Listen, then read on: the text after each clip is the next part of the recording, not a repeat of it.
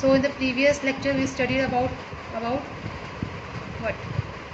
इसके बारे में पढ़ा था हमने प्रीवियस लेक्चर के अंदर कि कैसे एसिड और बेस जो है मिक्स होते हैं, ठीक है। और साथ में अगर हमने बात करी कि एसिड को वाटर में डालना चाहिए या वाटर को एसिड में डालना चाहिए, और अगर वाटर को एसिड के अंदर डालते हैं तो वो कितना हम कैसे डाल सकते हैं कि वो ब्लास्ट ना हो, ठीक है। तो इस चीज़ के बारे में हमने प्रीवियस वीडियो में पढ़ा था। तो आज जो हमने बात करनी है वो बात करनी है हमने पीएच स्केल के बारे में, ठीक है। अब पीएच स्केल क्या होता है, होता क्या है पीएच स्केल? पीएच स्केल को वैसे बोलते हैं यूनिवर्सल इंडिकेटर। इट मीन्स जो ये पीएच स्केल है उसको हम क्या बोल सकते हैं, यूनिवर्सल इंडिकेटर बोल सकते हैं, यूनिवर्सल इंडिकेटर। यूनिवर्सल इंडिकेटर भी क्या होता है, what do you mean by universal indicator? ये वो इंडिकेटर है that which passes, the indicator which passes through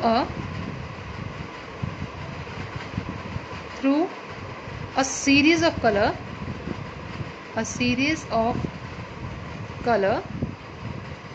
changes over a wide range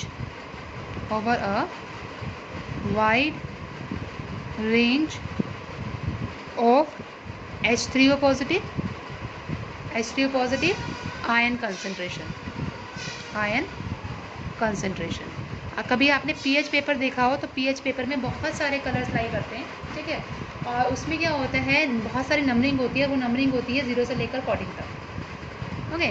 लेकिन होता क्या है ये पीएच स्केल? पीएच स्केल को हम कैसे मेज़र करते हैं? पीएच स्केल क्या है? पीएच स्केल एक ऐसा स्केल है जो कि क्या करता है, कंसंट्रेशन ऑफ हाइड्रोजन आयन को मेज़र करता है, ठीक है। जिसमें हम जितने भी हाइड्रोजन आयन के कंसंट्रेशन है सॉल्यूशन के अंदर उसको हम क्या करते हैं, मेज़र करते हैं। तो right the definition of pH scale. PH scale होता क्या है?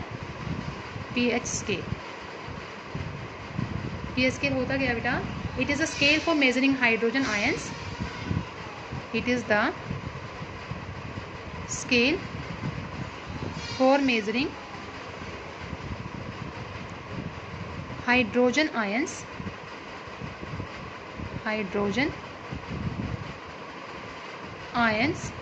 concentration in a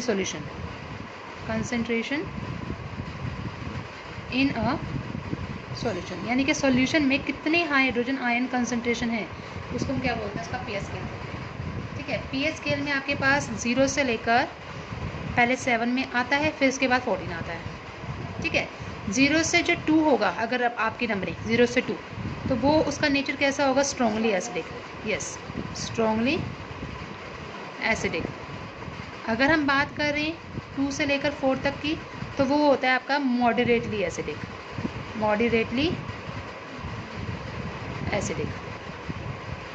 अगर हम बात करते हैं 4 to 7 की, तो वो होता है आपका वीकली एसिडिक। और अगर हम 7 की बात करते हैं तो 7 क्या होता है बेटा? 7 होता है न्यूट्रल। और अगर हम 7 to 10 की बात करते हैं then it is weakly basic कहलाता है। 10 to 12 की बात करेंगे तो दैट इज़ मॉडरेटली बेसिक। और अगर हम 12 से लेकर 14 तक की बात करते हैं तो वो होता है आपका स्ट्रॉन्गली बेसिक, ओके। तो इट मीन्स जितना आप दूर जाओगे उस 7 नंबरिंग से जितना दूर जाओगे तो उतना वो क्या हो जाएगा, स्ट्रॉन्गली एसिडिक हो जाएगा या स्ट्रॉन्गली बेसिक हो जाएगा। जितना आप उसके 7 के पास आओगे तो वो वीकली एसिडिक और वीकली बेसिक हो जाएगा। इवन अगर 7.1 भी है, ठीक है, तो वो क्या कहलाएगा, वीकली बेसिक कहलाएगा। और अगर आपके पास मान लीजिए 13 आ रहा है तो 13 कैसा हो गया, स्ट्रॉन्गली बेसिक हो गया, ठीक है। तो पीएच क्या है? पीएच वो मतलब मेजरिंग डिवाइस है जो कि हाइड्रोजन आयन कंसंट्रेशन को मेजर करता है। या फिर हम एक और चीज़ बोल सकते हैं कि pH is a number which indicate the acidic and basic nature. ये वो नंबर है, अगर नंबरिंग के केस में देखें, ये वो नंबर है जो हमें क्या बताता है, एसिडिक और बेसिक नेचर के बारे में बताता है, ठीक है, सॉल्यूशन के अंदर। समझ आई बेटा बात, ठीक है। अब न्यूट्रल वाटर का अगर पीएच देखें तो क्या होता है, 7 होता है, ठीक है। इट मीन्स वो उसके अंदर जो कंसंट्रेशन है हाइड्रोनियम आयंस के as well as OH negative ions के वो इक्वल है, इसलिए इसको क्या बोला गया, न्यूट्रल बोला गया। क्या बोला गया इसको? Neutral, okay.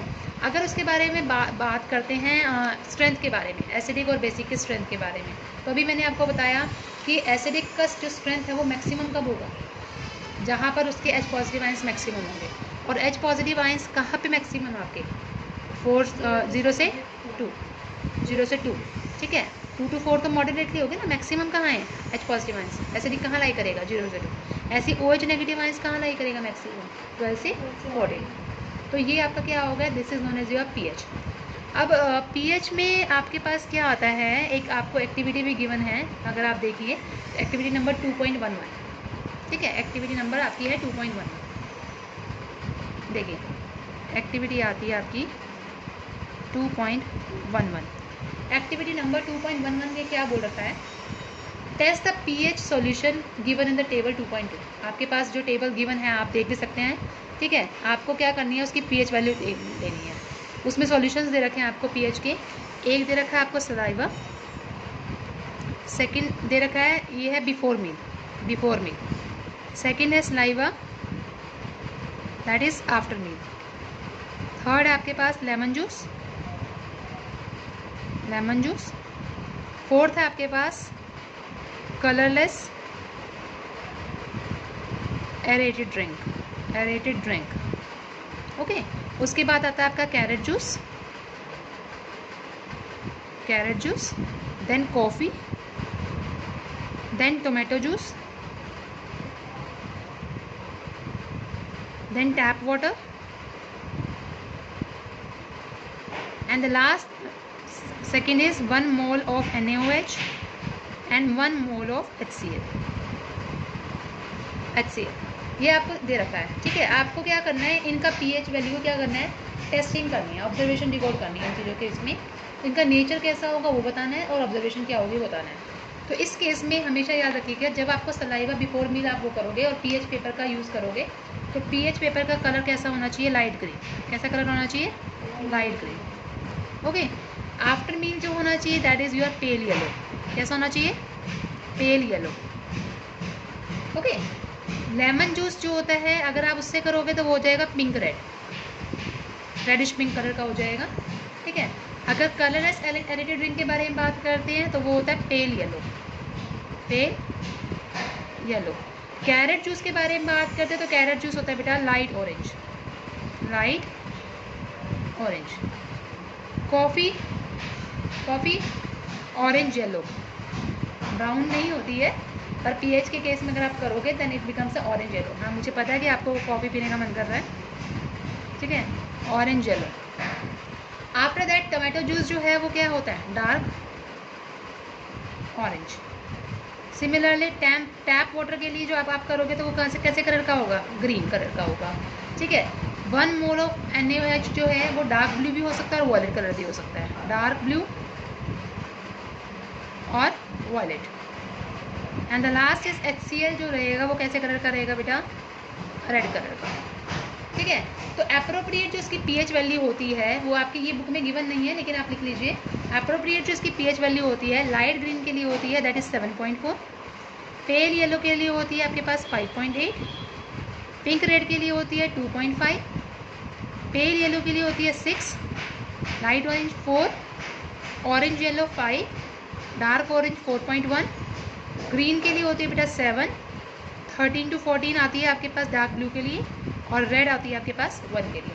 यानी कि जितना ज़्यादा एसिडिक होगा उस केस में आपका 0 से लेकर 2 तक लाई करेगा रेड कलर, और जितना ज़्यादा बेसिक होगा ब्लू कलर में जो लाई करेगा वो आपका रहेगा 13 to 14 के बीच में, ओके। और सब्सटेंस अगर नेचर देखना है तो आप देख सकते हो 7.4 है, 7.4 में क्या होगा, वो आपका बेसिक होगा, आप देख भी सकते हैं, वीकली बेसिक यानी कि बेसिक देखेंगे आप, ठीक है। 5.8 में क्या होगा आपके पास, एसिडिक, ठीक है। 2.5 में भी क्या होगा, एसिडिक।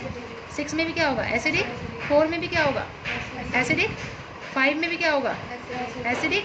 4.1 में एसिडिक। 7 में क्या हो जाएगा, न्यूट्रल। आप देख सकते हैं टैप वाटर कैसा है, न्यूट्रल है, ठीक है। 13 to 14 में क्या होगा, अगेन बेसिक, और 1 में क्या होगा आपके पास, एसिडिक। ये आपके पास क्या आ गए, कुछ टर्म्स आ गई, ठीक है, जो हमने क्या ऑब्जर्व करी एक्टिविटी नंबर 2.11 में ऑब्जर्व करी है, ओके। आई होप आपको ये समझ आया हो, यहाँ तक आप देख भी सकते हैं हमारे पास बेसिक और एसिडिक सॉल्यूशन क्या है, ओके। तो इसके बाद हमारी जो एक्टिविटी आती है वो क्या आती है, 2.12 है।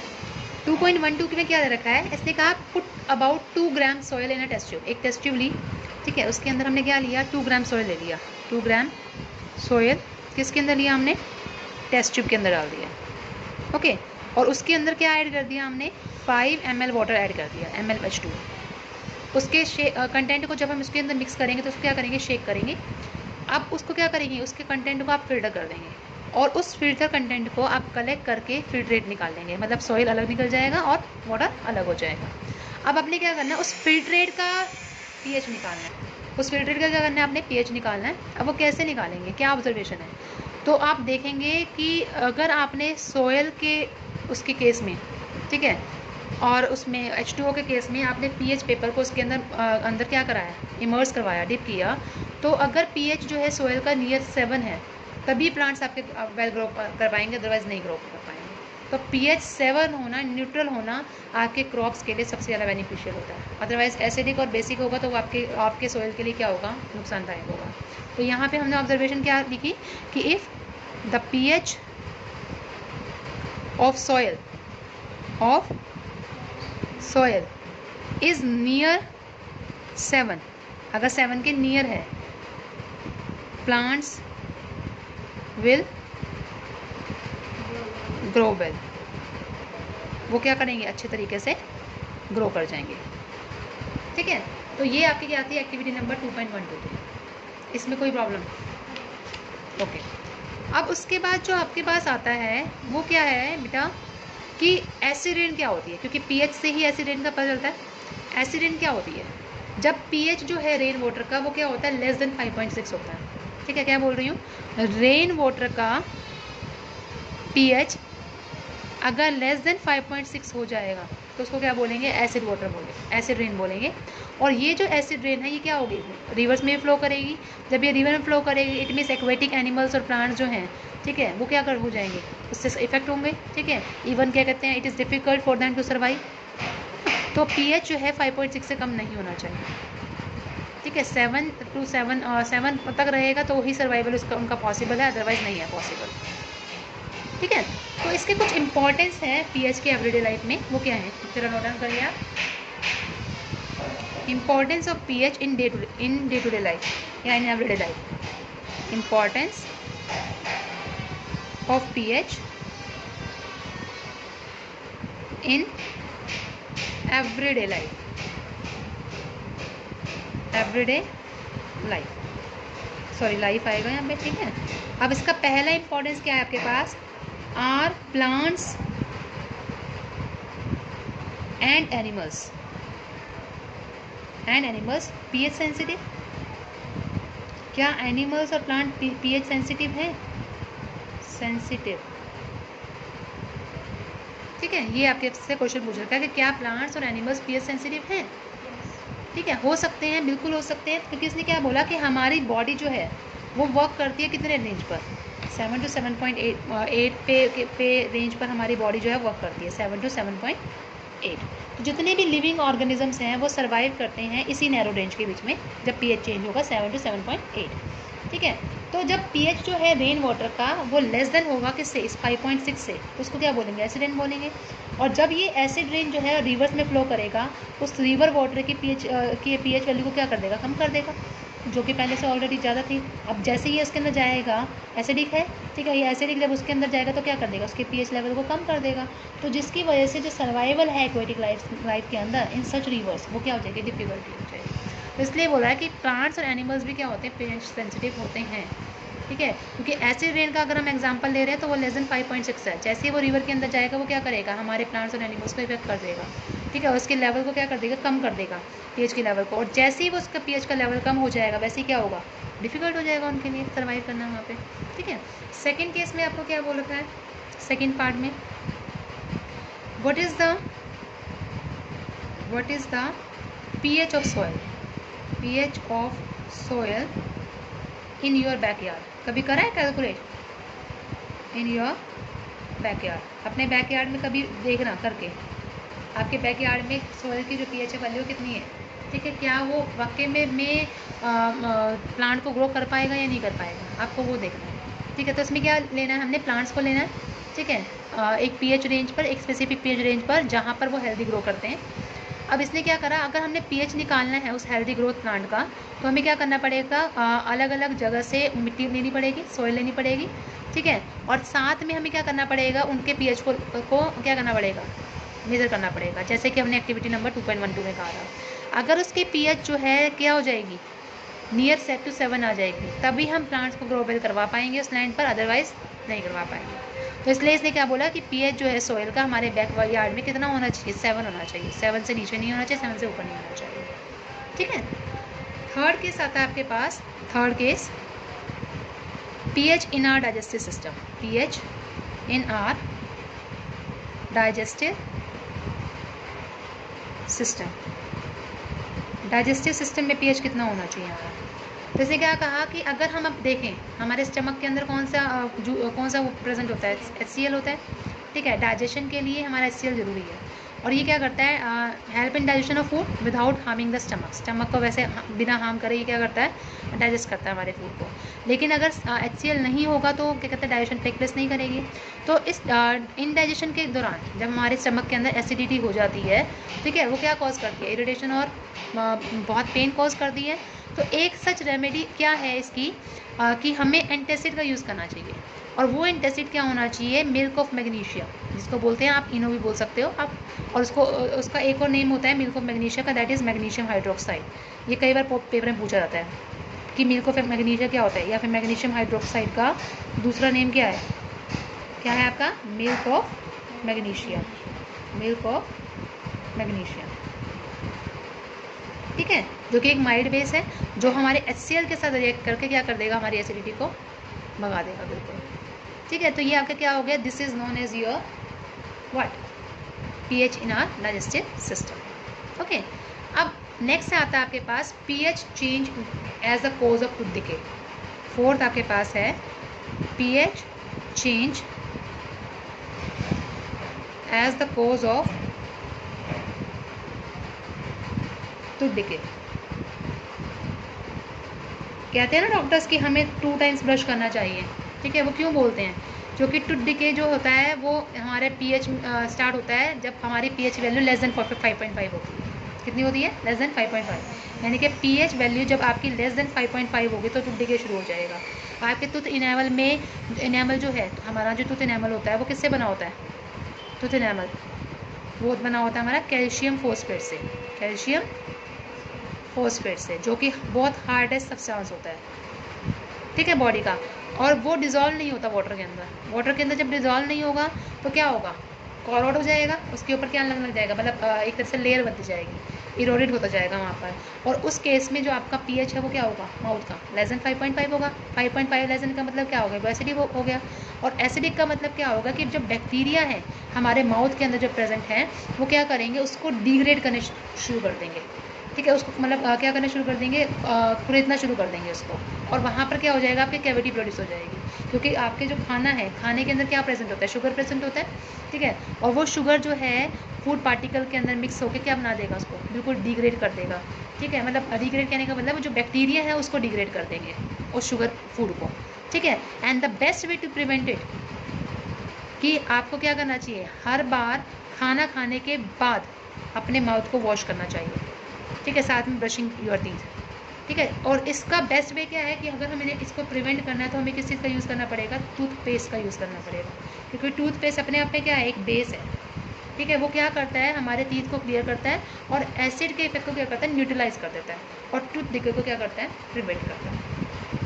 आई बात समझ, ठीक है। एंड द लास्ट जो हमारे पास नेक्स्ट आता है, लास्ट वो है सेल्फ डिफेंस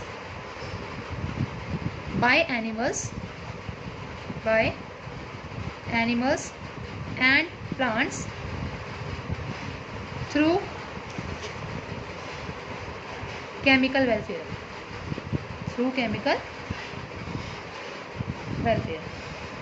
ठीक है। अब इसने क्या बोला कि क्या आपने कभी मतलब आपको किसी ने हनी बी ने काटा है कभी, हनी बी नहीं काटा, चलो अच्छी बात है, काटे भी ना, लेकिन अगर काट लिया जाएगा तो मुंह में रसगुल्ला आ जाएगा, ठीक है, मुंह सूज जाएगा, अगर माउथ पे काट लें, हाथ पे काट लें तो हाथ के अंदर रसगुल्ला आ जाएगा, गुलाब जामुन बोल सकते हो आप, बहुत ज़्यादा स्वेलिंग हो जाती है उसके अंदर, ठीक है।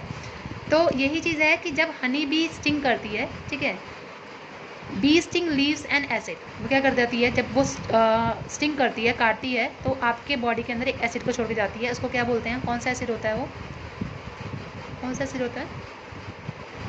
तो इसके अंदर कौन सा एसिड प्रेजेंट होता है जब वो बी स्टिंग करती है, बोलिए? मिथेनोइक एसिड, ठीक है।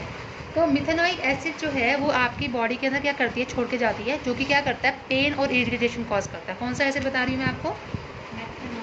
मिथेनोइक, मिथेनोइक एसिड, ठीक है, मिथेनोइक एसिड, जो कि क्या कॉज करता है, पेन और इरिटेशन, पेन और इरिटेशन कॉज करता है, ठीक है, इरिटेशन। और क्या होता है, इसको रिमूव करने के लिए, इस पेन और इसको करने के लिए उस एरिया पे क्या लगाया जाता है, बेकिंग सोडा लगाया जाता है। क्या लगाया जाता है आपका? Baking soda. बेकिंग सोडा का अगर पेस्ट बना दिया जाए, ठीक है, और वो उस पेस्ट को जहाँ पर मतलब बी ने स्टिंग किया आपको, उस एरिया पे लगाया जाए। मान लीजिए यहाँ पे स्टिंग किया, तो यहाँ पे अगर आप उसको क्या लगाओगे, वो मतलब जब आप लगाओगे तो क्या होगा, बेकिंग सोडा लगाओगे तो बेकिंग सोडा क्या कर देगा, वो जो अंदर जो उसका एसिड गया है उसको वो क्या करेगा, बाहर रिमूव कर देगा, ठीक है। और आपको क्या देगा, रिलीफ देगा उस पे बर्निंग पेन से, आपको क्या देगा, एक रिलीफ दे देगा, ठीक है। तो ये आपका क्या है, this is the importance of your pH. तो पीएच के हमने कितने केस कर लिए, इंपॉर्टेंस हमने 5 किए हैं, that is very much important, और ये आपके एग्जाम में पूछे जाते हैं, बहुत इंपॉर्टेंट है, ठीक है। तो इसी के साथ thank you so much. So subscribe our video as much as you can, as well as share it and like our videos. Thank you so much.